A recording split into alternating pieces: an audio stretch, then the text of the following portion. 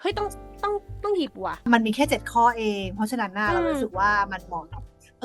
จะมาอ่านใหม่กี่รอบก็ได้ เพราะว่ามันเหมือนแบบ เอาสิ่งที่เรารู้อยู่แล้วอะมาพูดให้มันแบบ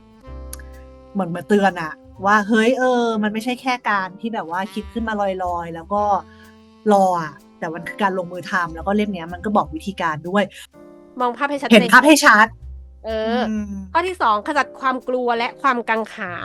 แล้วก็บ่มเพาะ ไม่ต้ ตั อง วเอง สงสัย แล้วก็ฝึกเรื่องการรักตัวเองด้วยพอรักตัวเองก็จะไม่กลัวแล้ว ก็มันจะนำมาสู่ข้อที่3เรื่องพฤติกรรมปรับพฤติกรรมแล้ว เป็นคนนั้น ลงมือท เป็นคนนั้นที่เราจะดึงดูดสิ่งนั้นเข้ามา แล้วก็ข้อ ถูก 4เอาชนะบททดสอบของจักรวาลข้อ 5โอบรับความสำนึกรู้คุณโดยปราศจากเงื่อนไข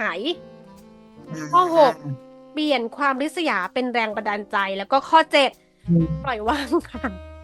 ปล่อยวางไว้วางใจจักรวาล